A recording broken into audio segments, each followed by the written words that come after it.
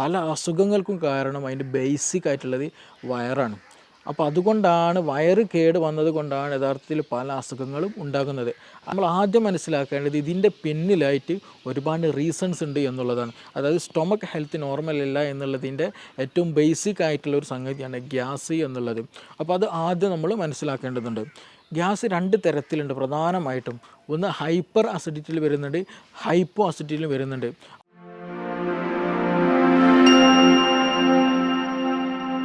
ഒട്ടുമിക്ക ആളുകൾക്കും ഗ്യാസ് കയറാറുണ്ട്.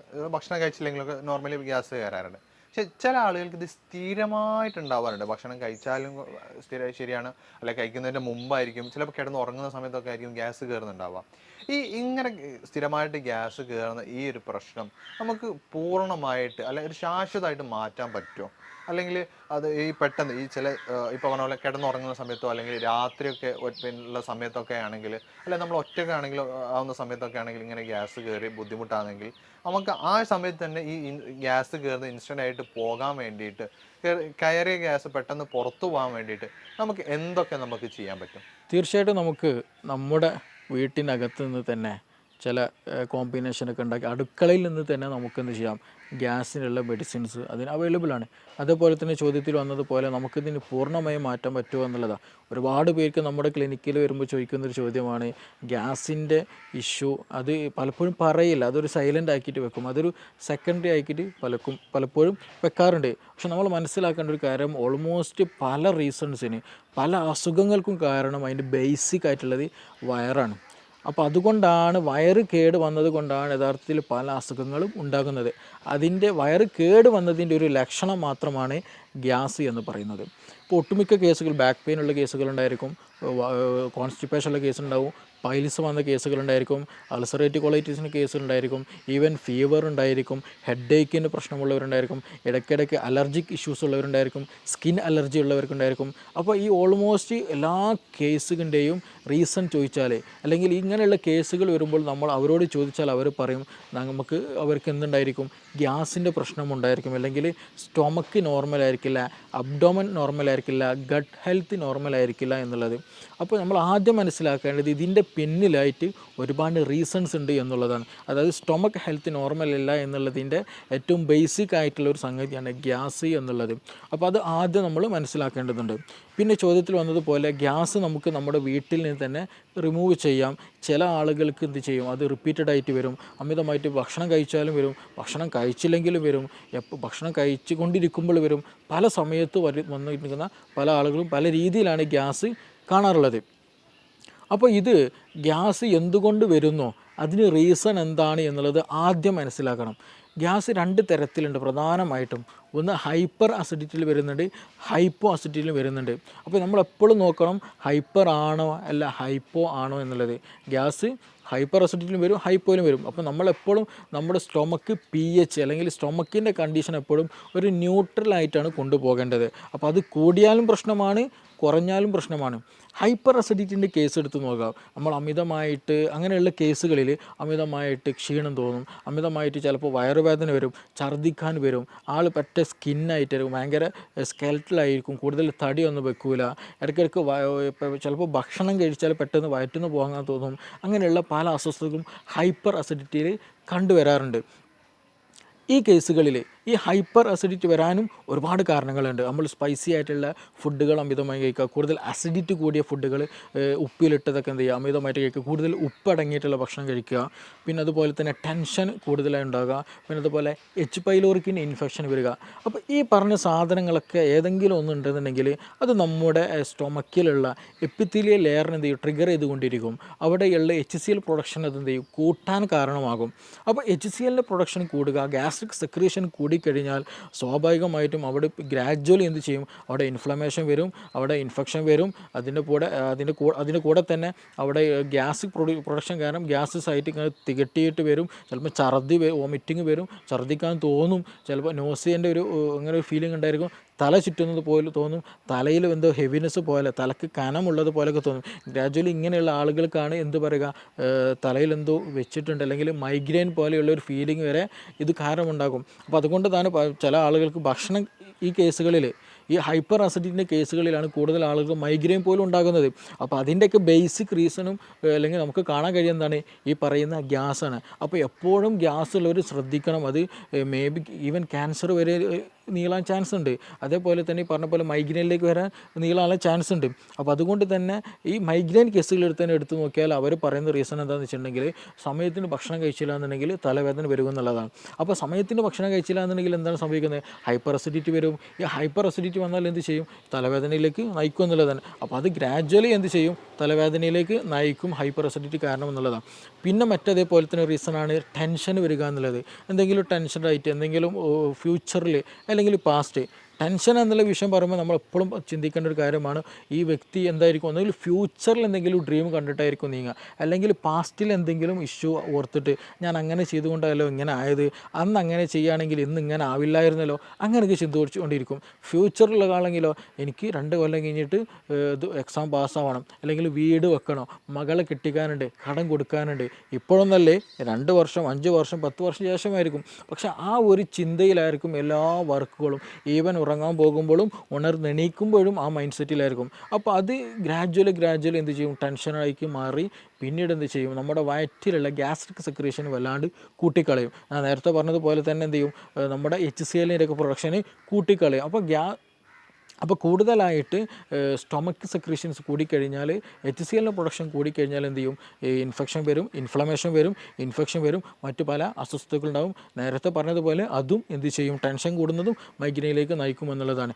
അതേപോലെ തന്നെയാണ് ഉറക്കം കുറഞ്ഞു കഴിഞ്ഞാലും ഇതുപോലെ നമ്മുടെ ഗ്യാസ്ട്രിക്കിൻ്റെ സെക്രീഷൻസ് കൂടും, നമ്മുടെ ബോഡി വളരെ തിന്നാക്കും, ഡൈജഷനെ അത് ബാധിക്കുന്നുണ്ട്. അപ്പോൾ ഉറക്കം കുറഞ്ഞു കഴിഞ്ഞാലും നേരത്തെ പറഞ്ഞതേപോലെ തന്നെ എന്താണ് ഈ മൈഗ്രെയിൻ്റെ ഇഷ്യൂ കാണാറുണ്ട്. അപ്പോൾ ഇതിൻ്റെയൊക്കെ ഈ ഗ്യാസ്ട്രിക് സെക്രീഷൻ കൂടുന്ന കണ്ടീഷനാണ് ഈ പറഞ്ഞിട്ടുള്ള ഫുഡ്, സ്പൈസി ആയിട്ടുള്ള ഫുഡ്, കൂടുതൽ അസിഡിറ്റി കൂടിയിട്ടുള്ള ഉപ്പിലിട്ടത് കഴിക്കുന്നത്, അതേപോലെ ടെൻഷൻ വരുന്നത്, അതേപോലെ H. പൈലോറിക്കിൻ്റെ ഇൻഫെക്ഷൻ വരുന്ന കണ്ടീഷനുകളൊക്കെ അതിൽ വരുന്ന കാറ്റഗറിയാണ് ഹൈപ്പർ അസിഡിറ്റി എന്നുള്ള കാറ്റഗറി. അപ്പോൾ ഇങ്ങനെയുള്ള കേസുകൾ നമുക്ക് നോർമലി ആയിട്ടുണ്ടെങ്കിൽ നമുക്ക് എന്ത് ചെയ്യാന്ന് വെച്ചാൽ ഒന്ന് സിമ്പിളായിട്ട് ചെയ്യാൻ പറ്റാവുന്ന ഒന്നാണ് ഈ ലെമൺ ടീ കുടിക്കുക എന്നുള്ളത്. നല്ല ഇഷ്യൂസ് ഉണ്ടെങ്കിൽ, ഇപ്പോൾ നിങ്ങൾക്ക് മൈഗ്രെയിൻ്റെ ഇഷ്യൂ ഉണ്ട്, ഗ്യാസ്ട്രിക്കിന് ഭയങ്കര അസ്വസ്ഥത, ഛർദ്ദിക്കാൻ തോന്നുന്നു, അല്ലെങ്കിൽ ഒരു അസ്വസ്ഥത ഫീൽ ചെയ്യുന്നുണ്ടല്ലോ, ആ ഒരു സമയത്ത് തന്നെ ഒരു ഗ്ലാസ്സിൽ ഒരു എന്താ ചെയ്യുക, ചെറിയ രൂപത്തിൽ ഒരു നാരങ്ങ കംപ്ലീറ്റ് നീരെടുത്തിട്ട് തന്നെ ഒരു ലെമൺ ടീ ഉണ്ടാക്കി കുടിച്ചാൽ വളരെ നല്ല റിസൾട്ടാണ്. ആ വോമിറ്റിംഗ് ടെൻഡൻസി, അതുപോലെ തലക്കൊരു കറക്കം, ഒരു തല ചുറ്റുന്നത് പോലെ ഫീൽ ചെയ്യുക, അതൊക്കെ ഒരു വിത്തിൻ മിനിറ്റ്സിനുള്ളിൽ തന്നെ നമുക്ക് ക്യൂറായിട്ട് നമുക്ക് കൊണ്ടുപോകാം. പക്ഷെ അത് ആ സമയത്ത് കറക്റ്റ് ടൈമിൽ തന്നെ ചെയ്യണം. ഈവൻ നല്ല ഇഷ്യൂവിലേക്ക് എത്തിക്കഴിഞ്ഞ് കഴിഞ്ഞാൽ അത്ര റിസൾട്ട് ഉണ്ടാകണമെന്നില്ല. അപ്പോൾ ആ ഒരു സമയത്ത് തന്നെ, അസ്വസ്ഥത തുടങ്ങുന്ന സമയത്ത് തന്നെ ചെയ്യുക. അതേപോലെ സമയത്തിന് ഫുഡ് കഴിക്കുക, ഹൈപ്പർ അസിഡിറ്റി വരാതെ നമ്മൾ പരമാവധി ശ്രദ്ധിക്കുക എന്നുള്ളതാണ്. പിന്നെ ഇത് ഹൈപ്പർ അസിഡിറ്റിയുടെ കേസിലാണ്. മറ്റൊരു കേസുണ്ട്, രണ്ടാമത് ഹൈപ്പോ അസിഡിറ്റി എന്നുള്ളതാണ്. ഈ ഹൈപ്പോ അസിഡിറ്റിയുടെ കേസിൽ സിമ്പിളായിട്ട് പറഞ്ഞാൽ എങ്ങനെ തിരിച്ചറിയാമെന്ന് ചോദിച്ചാൽ, ചില ആളുകൾ ഭക്ഷണം കഴിച്ചു കഴിഞ്ഞാൽ ഒരു ഖനം പോലെ ഉണ്ടാകും, വയറെന്തോ ഫില്ല് കഴിഞ്ഞ പോലെ. രാവിലെ ഭക്ഷണം കഴിച്ചതായിരിക്കും, വൈകുന്നേരമായിട്ട് പോലും വിശപ്പില്ല, അല്ലെങ്കിൽ ദാഹമില്ല, അങ്ങനെ ഒരു ഫീലിങ്ങേ പോലും തോന്നുന്നില്ല എന്നുള്ളതാണ്. അതേപോലെ തന്നെ ഇവർക്ക് ഉണ്ടാകും വയറ്റിന് ശരിയായ രീതിയിൽ ശോധന ഉണ്ടാകില്ല. അപ്പോൾ ഇങ്ങനെയുള്ള കേസുകൾ എന്താണെന്ന് വെച്ചാൽ ഒരുപാട് സമയം എന്ത് ചെയ്യും? നമ്മൾ കഴിക്കുന്ന ഭക്ഷണങ്ങൾ ഇങ്ങനെ കെട്ടിക്കിടക്കും, വയറ് ശരിക്കും ദഹിക്കാണ്ട്. കാരണം എന്താണ്? ദഹിക്കണമെന്നുണ്ടെങ്കിൽ ഗ്യാസ്ട്രിക് സെക്രീഷന് ഒരു നോർമൽ ലെവലെങ്കിലും വേണം. അപ്പോൾ ആ നോർമൽ ലെവൽ പോലും ഇല്ലാണ്ട് കുറഞ്ഞ അളവിലാണ്, വേണ്ടതൊന്നും ഇല്ല ദഹിക്കാൻ. അപ്പോൾ അങ്ങനെ വരുമ്പോൾ എന്ത് ചെയ്യും? വയറ്റിൽ ഈ നമ്മൾ കഴിച്ച ഭക്ഷണ പദാർത്ഥങ്ങൾ അവിടെ നിന്നിട്ട് അവിടെ എന്ത് ചെയ്യും? ബാക്ടീരിയൻ്റെ ഗ്രോത്ത് നടക്കും, അങ്ങനെ ബാഡ് സ്മെല്ലുള്ള കീഴ്വാഴ് പ്രൊഡ്യൂസ് ചെയ്യും. പിന്നെ ഇതുപോലെ ശോധന ശരിക്കും ലഭിക്കില്ല, ചിലപ്പോൾ വയറുവേദന ഉണ്ടാകും, വയറ് വീർത്ത പോലൊരു ഫീലിംഗ് ഉണ്ടാകും, വിശപ്പുണ്ടാകില്ല. ഇങ്ങനെയുള്ളവർക്ക് എന്ത് ചെയ്യും? ഓക്കാനം പോലെയുള്ള അസ്വസ്ഥതകൾ ഉണ്ടാകാറുണ്ട്. അപ്പോൾ ഇങ്ങനെയുള്ള കേസുകൾ എന്താ വെച്ചാൽ ദഹനക്കുറവാണ്, അല്ലേ? ഹൈപ്പോ അസിഡിറ്റിയുടെ കേസുകളാണ്. അപ്പോൾ നമ്മൾ അതിന് ദഹനത്തെ പ്രൊമോട്ട് ചെയ്യണം. അവിടെ ദഹനം നടന്നാൽ കൂടുതലായിട്ട് HCl, ഗ്യാസ്ട്രിൻ പോലെയുള്ള പ്രൊഡക്ഷൻസ് കൂടിക്കഴിഞ്ഞാൽ ദഹനം സുഗമമായി നടക്കും, ഈ പ്രശ്നങ്ങളൊന്നും ഉണ്ടാകില്ല. അപ്പോൾ ആ ഒരു സമയത്ത് നമ്മൾക്ക് ഏറ്റവും ബെസ്റ്റ് നമ്മുടെ അടുക്കളയിലുള്ള സ്പൈസസ് ഉപയോഗിക്കുക എന്നുള്ളതാണ്. അത് കരുതി നല്ല ചുവന്ന മുളകിൻ്റെ പൊടി ഉപയോഗിക്കുക എന്നുള്ളതല്ല. നമുക്ക് മല്ലി വളരെ നല്ല മെഡിസിൻസാണ്. മല്ലി തിളപ്പിച്ച വെള്ളം കുടിക്കുക എന്ന് പറഞ്ഞാൽ നമ്മുടെ ഉള്ളിലുള്ള ഫീവർ, പനി ഉണ്ടെന്നുണ്ടെങ്കിൽ ചില ആളുകൾക്ക് മേലും കൈക്ക് കോച്ചി പിടിക്കുന്ന ഒരു ഇതുണ്ടായിരിക്കും, അതിന് നല്ലതാണ്. അതേപോലെ ഗ്യാസിന് വളരെ നല്ല റിസൾട്ടാണ് ഈ നമ്മൾ എന്ത് ചെയ്യുക, ഡെയിലി കുടിക്കുന്ന വെള്ളത്തിൽ എന്ത് ചെയ്യാന്നുണ്ടെങ്കിൽ ഒരു കലത്തിൽ ഒരു പാത്രത്തിൽ രാവിലെ എണീക്കുന്ന സമയത്ത് തന്നെ കുറച്ച് നമ്മൾ ജീരകവെള്ളം ഉണ്ടാക്കുന്ന അതേപോലെ തന്നെ എന്ത് ചെയ്യുക, കുറച്ച് മല്ലി ഇട്ടിട്ട് നന്നായിട്ട് തിളപ്പിച്ച് ആ തിളപ്പിച്ചാറിയ വെള്ളം എന്ത് ചെയ്യുക, ദാഹിക്കുന്ന സമയത്തും ഭക്ഷണം കഴിക്കുന്ന സമയത്തൊക്കെ എന്താ ചെയ്യുക, ആ വെള്ളം ഇങ്ങനെ കുടിച്ചുകൊണ്ടിരിക്കുക. അത് ഗ്യാസ് നന്നാവാനും നന്നായിട്ട് പുറന്തള്ളാനും ദഹനം നന്നാകാനും ശോധനം കിട്ടാനൊക്കെ വളരെ വളരെ നല്ല ബെസ്റ്റ് റിസൾട്ട് ഉള്ളതാണ് ഈ മല്ലി, കൊത്തമ്പാലി അല്ലെങ്കിൽ ക്യുമിൻ എന്നുള്ള ആ സംഗതി. അപ്പോൾ അതെന്ത് ചെയ്യുക, വളരെയധികം നല്ല ബെനിഫിഷ്യലാണ്. പിന്നെ അതേപോലെ തന്നെ നമുക്ക് ചെയ്യാൻ പറ്റുന്നതാണ്, വീട്ടിൽ നിന്ന് ചെയ്യാൻ പറ്റാവുന്ന കാര്യമാണ് വെളുത്തുള്ളി കഴിക്കുക എന്നുള്ളത്. വെളുത്തുള്ളി ചുട്ട് കഴിക്കുന്നത്, പച്ചക്ക് കഴിക്കുന്ന പ്രശ്നമില്ല, അങ്ങനെയും ചില കഴിക്കാം. പക്ഷേ ഇതേ വെളുത്തുള്ളി എന്ത് ചെയ്യാണ്, ഹൈപ്പർ അസിഡിറ്റി ഉള്ളവർ ഉപയോഗിച്ചാൽ അവർക്ക് അസ്വസ്ഥത കൂടും, അവർക്ക് പല അസ്വസ്ഥതകളും ബുദ്ധിമുട്ടുകളും അവർക്ക് എന്ത് ചെയ്യും, ഫീൽ ചെയ്യാനുള്ള സാധ്യത വളരെ വളരെ കൂടുതലാണ്. അപ്പോൾ ഹൈപ്പോ അസിഡിറ്റിൻ്റെ കേസിലാണെങ്കിൽ മാത്രമാണ് ഈ വെളുത്തുള്ളി കൂടുതൽ എഫക്റ്റീവായിട്ട് ഫീൽ ചെയ്യുകയുള്ളൂ, ദഹനം കൂടുതൽ പ്രൊമോട്ട് ചെയ്യുകയുള്ളൂ. പിന്നെ നമുക്കിതിൽ കൂടെ ഇഞ്ചി വളരെ നല്ലതാണ്. അപ്പോൾ ഇഞ്ചി, ഗ്രാമ്പു, പട്ട പോലെയുള്ള സ്പൈസസുകളൊക്കെ നമ്മുടെ ഭക്ഷണത്തിൽ ഉൾപ്പെടുത്തുക. അത് വെച്ചുള്ള കഷായങ്ങൾ അതേപോലെ തന്നെ എന്ത് ചെയ്യുക, ഭക്ഷണത്തിൽ ഉൾപ്പെടുത്തി കഴിക്കുന്നതൊക്കെ ദഹനം കൂട്ടാൻ വളരെ ഹെൽപ്ഫുള്ളാണ്. അപ്പോൾ അങ്ങനെയുള്ള സംവിധാനങ്ങൾ, അങ്ങനെയുള്ള മരുന്നുകളൊക്കെ എന്ത് ചെയ്യാന്ന് വെച്ചാൽ നമ്മുടെ ഭക്ഷണത്തിൽ മിങ്കിൾ ചെയ്തിട്ട് അത് ഭക്ഷണത്തിൻ്റെ കൂടെ ഒഴിവാക്കാനുള്ളതല്ല, അത് ഭക്ഷണത്തിൻ്റെ ഒരു പാർട്ടാക്കി തന്നെ നമ്മൾ ഉപയോഗിക്കുകയാണെന്നുണ്ടെങ്കിൽ നമ്മൾ കഴിക്കുന്ന ഭക്ഷണം എന്ത് ചെയ്യും, ദഹിക്കാൻ കൂടുതൽ സുഗമമാക്കാൻ കഴിയും. ഇതിന് സ്ഥിരമായിട്ട് മരുന്നുണ്ടോ, ഇതെങ്ങനെ സ്ഥിരമായിട്ട് വരാതിരിക്കാൻ ശ്രദ്ധിക്കുക എന്നുള്ളത് ഒരു ചോദ്യം ചോദിക്കേണ്ടായി. അപ്പോൾ നമ്മൾ ഈ കേസിൽ ശ്രദ്ധിക്കേണ്ടത് ഞാൻ നേരത്തെ പറഞ്ഞതുപോലെ ഇത് നമ്മൾ ദഹനവുമായി ബന്ധപ്പെട്ടതാണ്. അപ്പോൾ ഇതൊരു ലൈഫ് സ്റ്റൈൽ ഡിസീസാണ്. നമ്മൾ തോന്നിയ സമയത്ത് ഉറങ്ങുക, തോന്നിയ അതുപോലെ ജീവിക്കുക, തോന്നിയത് തിന്നുക എന്നുള്ള ഒരു കൺസെപ്റ്റ് നമുക്കിവിടെ ഒരിക്കലും പോസിബിൾ അല്ല ഈ ഹൈപ്പോ അസിഡിറ്റി ഉള്ളവർ. അപ്പോൾ നമ്മൾ ഭക്ഷണം സമയത്തിന് കഴിക്കുക, ആവശ്യത്തിന് കഴിക്കുക, ആവശ്യമുള്ള അളവിൽ കഴിക്കുക, ക്വാളിറ്റി ഉള്ളത് ക്വാണ്ടിറ്റി കുറച്ച് കൊണ്ട് എന്ത് ചെയ്യുക, കൂടുതൽ നല്ല രീതിയിൽ കഴിക്കുക എന്നുള്ളതാണ്. കഴിക്കുന്നത് നല്ല ക്വാളിറ്റി ഉള്ളതാകണം. ഒരുപാട് ചോറ് കഴിക്കുക എന്നുള്ളൊരു ടെൻഡൻസി ഒരിക്കലും പാടില്ല, അത് നമുക്ക് കൂടുതൽ ബുദ്ധിമുട്ടുകൾ ഉണ്ടാക്കുക എന്നുള്ളൂ. അപ്പോൾ ചെറിയ രൂപത്തിൽ അത്യാവശ്യം നല്ല രീതിയിലുള്ള സാധനങ്ങൾ മാത്രം കഴിക്കുക, സമയത്തിന് കഴിക്കുക, അമിതമാകാതിരിക്കുക. അതേപോലെ തന്നെ ഭക്ഷണം കഴിച്ച പാടെ ഉറങ്ങുന്ന ശൈലിയുള്ളത്, അപ്പോഴാണ് അപ്പോൾ എസ്പെഷ്യലി ഈ നൈറ്റ് ലൈഫ് ഇന്ന് കൂടിയൊരു കണ്ടീഷനാണ്. രാത്രി പുറത്ത് പോകലും അവിടെ നിന്ന് ഭക്ഷണം കഴിക്കലും, ഒരുപാട് ഭക്ഷണം കഴിച്ച് വരും, എന്നിട്ട് എന്ത് ചെയ്യും, നേരെ ബെഡ്ഷീറ്റിലേക്ക് കിടക്കും. രാത്രി സുപ്രഭാതത്തിലായിരിക്കും പെട്ടെന്ന് നെഞ്ഞുവേദന അല്ലെങ്കിൽ ഹാർട്ട് പെയിൻ, അതും ഈ നെഞ്ചരിച്ചിൽ എന്ന് പറയുന്ന ഗ്യാസിൻ്റെ ഒരു പെയിൻ, നമുക്ക് ഗ്യാസിൻ്റെ ഈ പെയിന് വരിക എന്ന് പറഞ്ഞിട്ടുണ്ടെങ്കിൽ നമ്മുടെ ഹാർട്ടിരിക്കുന്ന ഭാഗം ഉണ്ടല്ലോ, അവിടെ നിന്ന് തന്നെയാണ് ആ ഒരു പെയിന്, വേദന ഫീൽ ചെയ്യുക, തുടങ്ങുക അവിടെ നിന്ന് തന്നെയാണ്. അപ്പോൾ അതുകൊണ്ട് തന്നെ നമുക്ക് കൺഫ്യൂഷൻ ആയിരിക്കും, അപ്പോൾ ഇത് എന്താണ്, ഹാർട്ട് അറ്റാക്ക് ആണോ, ഹാർട്ടിൻ്റെ ഇഷ്യൂ ആണെന്നുള്ളത്. നമ്മൾ ഉടൻ തന്നെ ഹോസ്പിറ്റലിൽ പോകും, ടെസ്റ്റുകളൊക്കെ നടത്തും, നോർമലായിരിക്കും, ഗ്യാസിന് പ്രശ്നമായിരിക്കും. ഇങ്ങനെ കൂടുതലായിട്ട് ഇന്ന് രാത്രികളിൽ ഹോസ്പിറ്റലുകൾ വരവ് കൂടുതലാണ്. എന്താണ് ഇതിന് റീസൺ എന്ന് ചോദിച്ചാൽ നൈറ്റ് ലൈഫാണ്. കൂടുതലായിട്ട് രാത്രിയിൽ അമിത ഭക്ഷണം കഴിക്കും, ഭക്ഷണം കഴിച്ചിട്ട് അതേപോലെ വന്നിട്ട് ബെഡിൽ കിടക്കും എന്നുള്ളതാണ്. ഇവർക്ക് ഛർദ്ദിക്കാൻ വരും, പുളിച്ചത് കെട്ടൽ വരും, പിന്നെ അങ്ങനെയുള്ള പല അസ്വസ്ഥതകളും ഇവർക്കുണ്ടായിരിക്കും. അപ്പോൾ അത് വരാനുള്ള റീസൺ എന്താണെന്ന് വെച്ചാൽ നമ്മളെ ഭക്ഷണം ഫില്ലായി കഴിഞ്ഞിട്ട് എന്ത് ചെയ്യും, ബെഡിൽ വന്ന് കിടക്കുന്ന സമയത്ത് ഈ ഗ്യാസ്ട്രിക്കിലുള്ള കണ്ടൻറ്റുകൾ എന്ത് ചെയ്യും, വീണ്ടും റിഗർജിറ്റേഷൻ വരും. നമ്മുടെ ഈസോഫാഗസ്, അതായത് അന്നനാളത്തിലേക്ക് തന്നെ എന്ത് ചെയ്യും, മുകളിലേക്ക് തന്നെ വീണ്ടും റിട്ടേൺ അടിക്കാൻ തുടങ്ങും. അങ്ങനെ റിട്ടേൺ അടിക്കുമ്പോഴാണ് നമുക്കൊരു പുളിരസം തോന്നുക, ഛർദ്ദിക്കാൻ തോന്നുക, അങ്ങനെയുള്ള പല അസ്വസ്ഥതകളും തോന്നുക. അപ്പോൾ അങ്ങനെ അസ്വസ്ഥതകളുള്ളവർ, അങ്ങനെ അസ്വസ്ഥത ഉള്ളവർക്കാണ് കൂടുതലായിട്ട് ഈ പറഞ്ഞതുപോലെ രാത്രി ഫുഡ് അമിതമായിട്ട് കഴിച്ചിട്ട് എന്ത് ചെയ്യും, വന്ന് കിടക്കുന്നവർക്കാണ് ഈ പറഞ്ഞുള്ള രാത്രിയിലുള്ള അസ്വസ്ഥതകൾ കൂടുതലായിട്ട് കാണുന്നത്. ഇനി മറ്റൊരു ചോദ്യം ചോദിച്ചതുപോലെ തന്നെ ഇത് ലൈഫ് സ്റ്റൈലൊക്കെ നോർമലാണ്, വേറെ പ്രശ്നങ്ങളൊന്നുമില്ല, കറക്റ്റ് ഭക്ഷണം കഴിക്കുന്നുണ്ട്, പക്ഷേ എന്നിട്ട് പോലും എന്ത് ഗ്യാസിന് അസ്വസ്ഥതകളുണ്ട്, ഛർദ്ദിക്കാൻ വരുന്നുണ്ട്, ചില സമയത്ത് അൾസറിൻ്റെ ഇഷ്യൂസ്, ഇടയ്ക്കിടയ്ക്ക് വായിലും മുറിവൊക്കെ വരുന്നുണ്ട്. തീർച്ചയായിട്ടും അതൊരു ഇൻഫെക്റ്റീവ് കണ്ടീഷനാണ്.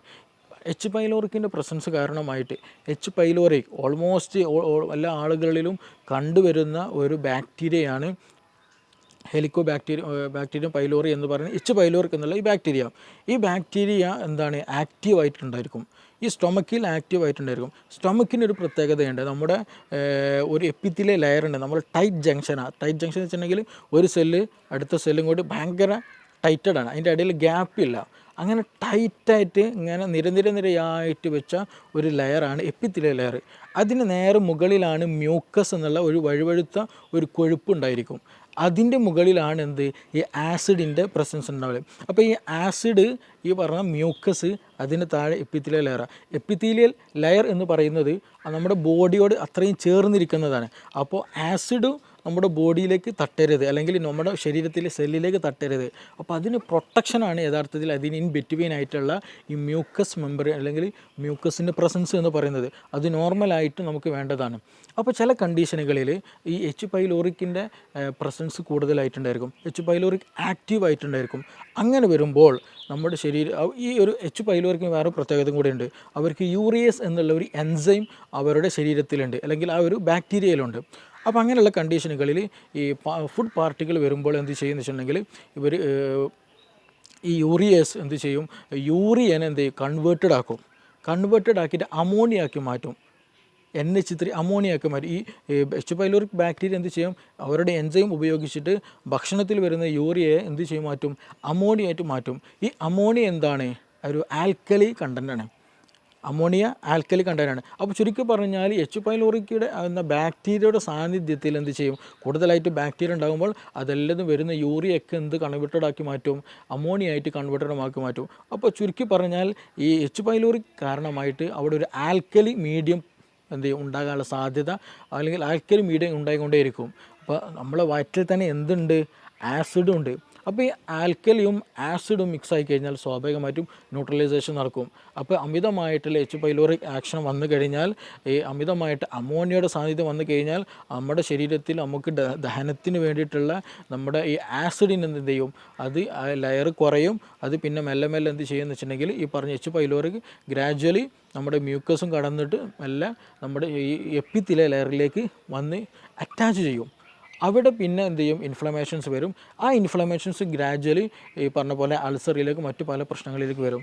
അപ്പോൾ ചുരുക്കി പറഞ്ഞാൽ ഈ ഒരു സമയത്ത് തന്നെ മീൻസ് ഞാൻ നേരത്തെ പറയുകയുണ്ടായി, ഇതെന്ത് ചെയ്യും, ഈ ആൽക്കലി മീഡിയം ഈ എച്ച് പൈലോറിക് ഉണ്ടാക്കുമ്പോൾ സ്വാഭാവികമായിട്ടും എന്ത് ചെയ്യും, നമ്മുടെ ശരീരം കൂടുതലായിട്ട് ആസിഡ് പ്രൊഡക്ഷൻ നടക്കും. ഹൈപ്പർ അസിഡിറ്റി ആ സമയത്ത് ഉണ്ടാകാനുള്ള സാധ്യതയുണ്ട്. അപ്പോൾ ഓൾമോസ്റ്റ് പല കേസുകളിലും ഹൈപ്പർ അസിഡിറ്റി ഉണ്ടാകാനുള്ള റീസൺ എന്താണെന്ന് വെച്ചിട്ടുണ്ടെങ്കിൽ ഈ പറഞ്ഞിട്ടുള്ള എച്ച് പൈലോറിക്കിൻ്റെ കേസിലാണ്. അപ്പോൾ നമ്മൾ PPI പ്രോട്ടോമം ഇൻഹിബിറ്റേഴ്സോ പാൻഡോഫ് പോലെയുള്ള മെഡിസിൻസ് കഴിച്ചാൽ ഒരു സാന്ദർഭികമായിട്ട് ആ ഒരു സമയത്ത് റിലീഫ് കിട്ടുമെന്നല്ലാണ്ട് ഗ്രാജ്വലായിട്ട് ഒരു പെർമനൻ്റ് ആയിട്ട് റിലീഫ് നമുക്ക് കിട്ടിക്കൊള്ളുന്നുണ്ടാകില്ല. അതിന് ബേസിക്കലി റീസൺ എന്താണെന്ന് വെച്ചാൽ ഈ പറയുന്ന എച്ച് പൈലോറിക്കിൻ്റെ പ്രസൻസ് ആണ്. അപ്പോൾ ആ ഒരു സമയത്ത് നമ്മൾ പ്രോപ്പറായിട്ട് എച്ച് പൈലോറിക്കിന് ട്രീറ്റ്മെൻറ്റ്, അതിനെ ഇറാഡിക്കേറ്റ് ചെയ്യാനുള്ള ട്രീറ്റ്മെൻറ്റ് നടത്തുക എന്നുള്ളതാണ്. ഈ ഒരു കേസുകളിൽ തന്നെയാണ് നമുക്ക് ശരിയായ ദഹനം നടക്കില്ല. അതേപോലെ നമ്മുടെ ഗഡ് ഹെൽത്തിനത് ബാധിക്കും. ഗഡ് ഹെൽത്തിലേക്ക് പോകുമ്പോൾ, കാരണം നമ്മുടെ ഗ്യാസ്ട്രിക് മീഡിയം വളരെ വളരെ ഇമ്പോർട്ടൻ്റ് ഡൈജഷന്. അപ്പോൾ അവിടെ ഇംപ്രോപ്പർ ആയിരുന്നെങ്കിൽ സ്വാഭാവികമായിട്ടും അതിൻ്റെ കണ്ടിന്യൂഷൻ ആയിട്ടുള്ള സ്മോൾ ഇൻറ്റെസ്റ്റൈനും ലാർജ് ഇൻറ്റെസ്റ്റൈനിലൊക്കെ എന്ത് ചെയ്യും, ബാക്ടീരിയൽ മീഡിയയിൽ ചേഞ്ചസ് വരും. അങ്ങനെ ചേഞ്ചസ് വന്നാൽ ഗട്ട് ലീക്ക് പോലെയുള്ള പ്രശ്നങ്ങളുണ്ടാകും. ഗട്ട് ലീക്ക് എന്ന് പറഞ്ഞാൽ നമ്മുടെ ഗട്ട് വാള്, അതായത് ഞാൻ നേരത്തെ പറഞ്ഞതുപോലെ ഈ സ്റ്റൊമക്കിനുള്ള ലൈനിങ് പോലെ അതേപോലെ ഒരു ലൈനിങ് എന്തിനുണ്ട്, നമ്മുടെ കുടലിനുണ്ട്. അപ്പോൾ ആ ഒരു നോർമലി ആയിട്ടുള്ള അതിൻ്റെ ഒരു മീഡിയം നഷ്ടപ്പെടുമ്പോൾ സ്വാഭാവികമായിട്ടും ഗട്ടിലുള്ള ഒരുപാട് സൈറ്റോടോക്സിൻസ് ഉണ്ട്, നമ്മുടെ കോശങ്ങളെ നശിപ്പിക്കാൻ കഴിയുന്ന, ഇൻഫെക്ഷൻ ഉണ്ടാക്കാൻ കഴിയുന്ന, നമ്മുടെ ഹെൽത്തിനെ നെഗറ്റീവായിട്ട് എഫക്റ്റ് ഉണ്ടാക്കുന്ന പല സാധനങ്ങളും, പല വസ്തുക്കളും, പല ബൈ പ്രൊഡക്റ്റുകളും എന്തുണ്ട് നമ്മുടെ ഈ ഒരു ഭക്ഷണം അല്ലെങ്കിൽ ഈ ഒരു ഭക്ഷണത്തിനുണ്ടായിരിക്കും. അപ്പോൾ അതെന്ത് ചെയ്യും, നമ്മൾ ഡയറക്റ്റായിട്ട് നമ്മുടെ ശരീരത്തിൽ കിടക്കും. അത് പിന്നീട് ഓട്ടോ ഇമ്മ്യൂൺ ഡിസീസുകളായിട്ട് പലപ്പോഴും ഉണ്ടാകാറുണ്ട്. അപ്പോൾ ചുരുക്കി പറഞ്ഞാൽ നമ്മുടെ ഗഡ് ഹെൽത്തും നമ്മുടെ സ്റ്റൊമക്കിൻ്റെ ഹെൽത്തും വളരെ വളരെ ഇമ്പോർട്ടൻ്റ് ആണ്. അപ്പോൾ എച്ച് പൈലോറിക്കിൻ്റെ പ്രസൻസ് ഉണ്ടായിക്കൊമ്പോഴാണ് പലപ്പോഴായിട്ട് ഈ നിരന്തരമായിട്ടുള്ള ഗ്യാസിൻ്റെ ഇഷ്യൂസ് ഉണ്ടാവുക, മാറാത്ത ഗ്യാസിൻ്റെ പ്രശ്നങ്ങൾ ഉണ്ടാവുക. അതിന് നമ്മൾ പ്രോപ്പറായിട്ടുള്ള ട്രീറ്റ്മെൻറ്റ് എടുക്കുക എന്നുള്ളതാണ് ഏറ്റവും ബെസ്റ്റായിട്ട് നമ്മൾ ചെയ്യേണ്ടത്. എച്ച് പൈലോറിക്കിന് വേണ്ടിയുള്ള ട്രീറ്റ്മെൻറ്റ് എടുക്കുക, ഗ്യാസിന് വേണ്ടിയിട്ടുള്ളതല്ല. ഗ്യാസ് എന്നുള്ളത് അതൊരു സിംറ്റം മാത്രമാണ്. അത് അങ്ങനെ ഒരു ഇൻഫെക്ഷൻ അവിടെയുണ്ട് എന്ന് അറിയിക്കാനൊരു സിംറ്റം മാത്രമാണ്. അപ്പോൾ അതിന് വേണ്ടി നമ്മൾ ചെയ്യേണ്ടത് ഗ്യാസിന് ട്രീറ്റ്മെൻറ്റ് ചെയ്യുക എന്നുള്ളതല്ല. എച്ച് പൈലോറിക്കിൻ്റെ പ്രസൻസ് ഉണ്ടോ എന്നുള്ളതിനുള്ള ഒരുപാട് മെത്തേഡുകളുണ്ട്. ബേരിയം വീൽ എക്സ്റേകൾ ചെയ്യാവുന്നതാണ്. പിന്നെ അതേപോലെ തന്നെ യൂറിയ ബ്രീത്ത് ടെസ്റ്റുകളുണ്ട്. അപ്പോൾ അങ്ങനെയുള്ള ടെസ്റ്റുകൾ നടത്തിയാൽ തന്നെ ഓൾമോസ്റ്റ് നമ്മുടെ ഗ്യാസ്ട്രിക് കണ്ടീഷൻസ് നമുക്കറിയാം, അൾസർ ഉണ്ടോ എന്ന് നമുക്കറിയാൻ കഴിയും. അതുപോലെ ഈ പറഞ്ഞ എച്ച് പൈലോറിക്കിൻ്റെ പ്രസൻസ് ഉണ്ടോ എന്ന് അറിയാൻ കഴിയും. അങ്ങനെയൊക്കെ ടെസ്റ്റുകൾ നടത്തി അതിന് വേണ്ട ട്രീറ്റ്മെൻറ്റ് എടുക്കുക. അപ്പോൾ അതിന് ഇരട്ടി മധുരം നമ്മളെപ്പോഴും കേട്ടിട്ടുള്ള സംഗതിയാണല്ലോ ഇരട്ടി മധുരം. ഈ എച്ച് പൈലോറി ഇൻഫെക്റ്റഡ് ആയി കഴിഞ്ഞാൽ അതിന് ഏറ്റവും ബെസ്റ്റുള്ള ഒരു ഒറ്റമൂല് അത് ഇരട്ടി മധുരം ഏറ്റവും നല്ല ബെനിഫിഷ്യലാണ്. അതേപോലെ തന്നെ ഈ ഹൈപ്പർ അസിഡിറ്റി കേസ് വന്നാൽ നമുക്ക് പ്രോബയോട്ടിക്കുകളും പ്രീബയോട്ടിക്കുകളായിട്ടുള്ള പ്രൊഡക്റ്റുകൾ യൂസ് ചെയ്യുന്നത് എന്താണ് നമ്മുടെ ദഹനം നന്നാക്കാനും ആസിഡ് മീഡിയം നോർമൽ ആക്കാനൊക്കെ നമുക്കത് ഹെൽപ്ഫുള്ളാണ്. അപ്പോൾ അങ്ങനെ ഒരു പ്രോപ്പറായിട്ടുള്ള ട്രീറ്റ്മെൻറ്റ് ചെയ്യുക എന്നുള്ളതാണ് ഏറ്റവും ബെസ്റ്റ്. നമ്മുടെ കേസുകളിൽ തന്നെ ഒരുപാട് കേസുകൾ നമ്മുടെ ക്ലിനിക്കിൽ തന്നെ വന്നിട്ടുണ്ട്. ഈ മൈഗ്രെയിൻ വന്ന കേസുകൾ മാറാത്ത 8, 10, 15 വർഷമായിട്ട് മൈഗ്രെയിൻ ഡോക്ടറെ മാറിയിട്ടില്ല എന്നുള്ളത്. അപ്പോൾ അവർ ചോദിക്കുമ്പോൾ നമ്മൾ അതിൻ്റെ ബേസിക്കിലേക്ക് പോകുമ്പോൾ ഹൈപ്പർ അസിഡിറ്റിയാണ് അവർക്ക് ഉണ്ടാവുക. ചില കേസുകൾ മൈഗ്രെയിൻ അവർ പറയുള്ളൂ, ഹൈപ്പർ അസിഡിറ്റി എന്നുള്ള കണ്ടീഷൻ തന്നെ അവർ പറയില്ല. പക്ഷേ അത് കാരണം അതിന് അഡാപ്റ്റഡ് ആയിട്ടുണ്ടായിരിക്കും. കാരണം ഹൈപ്പർ അസിഡിറ്റിക്കാളും കൂടുതൽ അവർക്ക് പ്രശ്നമായിട്ട് തോന്നൽ എന്താണ്, മൈഗ്രെയിൻ്റെ ഇഷ്യൂ ആയിരിക്കും. അപ്പോൾ പക്ഷേ ഈ ഹിസ്റ്ററി എടുത്ത് പോകുമ്പോൾ അവർക്ക് ഹൈപ്പർ അസിഡിറ്റി ആയിരിക്കും കൂടുതലായിട്ടുണ്ടായിരിക. അപ്പോൾ സ്വാഭാവികമായിട്ടും അവർക്ക് മോശം ക്ലിയർ ആയിരിക്കില്ല, ദഹനം ക്ലിയർ ആയിരിക്കില്ല. ഞാൻ നേരത്തെ പറഞ്ഞതുപോലെ ഗട്ട് ഹെൽത്ത് ബാഡായിരിക്കും, പ്രോപ്പറായിട്ട് നിലനിൽക്കില്ല. ആ കേസുകളിലൊക്കെ നമുക്ക് മെഡിസിൻ ഉപയോഗിച്ച് തന്നെ, മെഡിസിൻ മീൻസ് നമ്മുടെ വീടുകളിൽ ഉപയോഗിക്കാവുന്ന മെഡിസിൻസ് തന്നെ നൽകിയാൽ തന്നെ എന്ത് ചെയ്യും, നല്ല പ്രോപ്പർ ഒരു റുട്ടീൻ നമ്മൾ കീപ്പ് ചെയ്ത് തന്നെ ഒരു കണ്ടിന്യൂ ഒരു മെഡിക്കേഷൻ ഇല്ലാതെ നല്ല രീതിയിൽ തന്നെ നമുക്ക് എന്ത് ചെയ്യാം, ഈ മൈഗ്രെയിൻ പോലെയുള്ള കണ്ടീഷനൊക്കെ റിവേഴ്സ് ആക്കിയിട്ട് നമുക്ക് നോർമൽ ഹെൽത്തിലേക്ക് തന്നെ മാറ്റാൻ കഴിയുന്നുണ്ട്. അപ്പോൾ അതിൻ്റെയൊക്കെ ഒരു ബേസിക് എന്ന് പറയുന്നതാണ് യഥാർത്ഥത്തിൽ ഗ്യാസ് അല്ലെങ്കിൽ ഗ്യാസ്ട്രിക് ഇഷ്യൂ എന്നുള്ളത്. അപ്പോൾ ഇതിന് പ്രോപ്പർ ട്രീറ്റ്മെൻറ്റ് ഉണ്ട്, പ്രോപ്പർ വേ ഓഫ് ലിവിങ് ഉണ്ട്. അപ്പോൾ അത് ഏത് റൂട്ടിലാണോ ഏതാണോ പ്രശ്നം എന്നുള്ളത് ഐഡൻറ്റിഫൈ ചെയ്യുക എന്നുള്ളതാണ് ഫസ്റ്റ് നമ്മൾ ചെയ്യേണ്ടത്. അത് ഐഡൻറ്റിഫൈ ചെയ്തതിന് ശേഷം അതിന് പ്രോപ്പറായിട്ട് അതിനെ നമ്മൾ എന്ത് ചെയ്യണം, ഹൈപ്പർ പ്രശ്നമാണോ, ഹൈപ്പർ അസിഡിറ്റിൻ്റെ പ്രശ്നമാണോ, ഹൈപ്പോ അസിഡിറ്റിൻ്റെ പ്രശ്നമാണോ.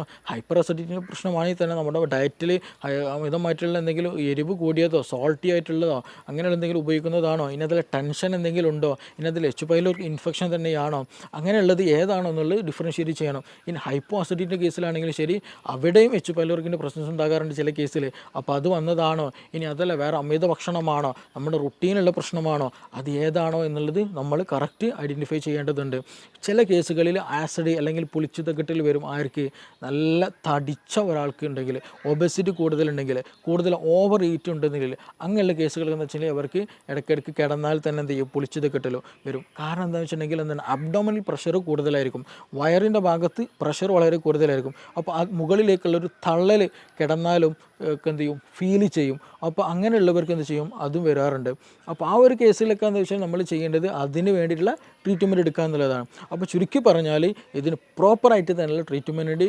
ഗ്യാസ് എന്നുള്ളത് ബേസിക് ആയിട്ടുള്ള ഒരു റീസണാണ്. ആ റീസണിൻ്റെ പിന്നിൽ നമുക്ക് ഒരുപാട് അസുഖങ്ങൾ ഉണ്ടായിരിക്കും. ആ അസുഖങ്ങളായിരിക്കും പലപ്പോഴും നമ്മൾ ഫോക്കസ് ചെയ്യുക. ഞാൻ നേരത്തെ പറഞ്ഞതുപോലെ ഒന്നെങ്കിൽ നമുക്ക് മൈഗ്രെയിൻ ആയിരിക്കും ഉണ്ടാവുക, അല്ലെങ്കിൽ സോറിയാസിസ് പോലെ സ്കിൻ ഡിസീസ് ആയിരിക്കും ഉണ്ടാവുക, അല്ലെങ്കിൽ അതിൻ്റെ ബാക്കിൽ എന്തെങ്കിലും ടെൻഷൻ്റെ എന്തെങ്കിലും ഇഷ്യൂസ് ഉണ്ടായിരിക്കും, ആങ്സൈറ്റി പോലെയുള്ള തലകറക്കം പോലെയുള്ള പ്രശ്നങ്ങൾ ഉണ്ടായിരിക്കും. ഇനി അതെല്ലാം മറ്റു സ്കിൻ ഡിസീസുകൾ പലപ്പോഴും അർട്ടിക്കേരി പോലെയുള്ള പ്രശ്നങ്ങൾ ഉണ്ടാകാറുണ്ട്, എക്സിമ പോലെയുള്ള പ്രശ്നങ്ങൾ ഉണ്ടാകാറുണ്ട്. അപ്പോൾ ഇതിൻ്റെയൊക്കെ ബേസിക് ആയിട്ട് വരുമ്പോൾ നമ്മുടെ ഗട്ട് ഹെൽത്താണ് ഇതിന് റീസൺ ആയിട്ട് വരിക. അപ്പോൾ അതിൻ്റെയൊക്കെ ഒരു കാരണം അല്ലെങ്കിൽ ഗട്ട് ഹെൽത്ത് പ്രോപ്പർ അല്ല എന്ന് കാണിക്കാനുള്ള ഒരു സിമ്പൽ മാത്രമാണ് യഥാർത്ഥത്തിൽ ഗ്യാസ് എന്ന് പറയുന്നത്. അപ്പോൾ നമ്മുടെ ഗട്ട് ഹെൽത്ത് പ്രോപ്പറാക്കുക, നമ്മൾ പ്രോപ്പറായിട്ടുള്ള ഡയറ്റ് എടുക്കുക, പ്രോപ്പറായിട്ടൊരു നല്ല ബെനിഫിഷ്യലായിട്ടൊരു ലൈഫ് സ്റ്റൈൽ കീപ്പ് ചെയ്യുക എന്നുള്ളതാണ് ഇതിന് ഏറ്റവും ബെസ്റ്റ് ആയിട്ടുള്ള ഒരു മെഡിസിൻ എന്നുള്ളത്. അത് ഇന്ന് നമ്മുടെ ക്ലിനിക്കിൽ തന്നെ അവൈലബിൾ ആണ്. ഒരുപാട് ആളുകൾക്ക് അതുകൊണ്ട് ഒരുപാട് അസുഖങ്ങൾക്ക് ഗട്ട് ഹെൽത്ത് നോർമലാക്കിയതിൽ കൂടെ നമുക്ക് ട്രീറ്റ് ചെയ്യാൻ കഴിഞ്ഞിട്ടുണ്ട്. Okay, thank you.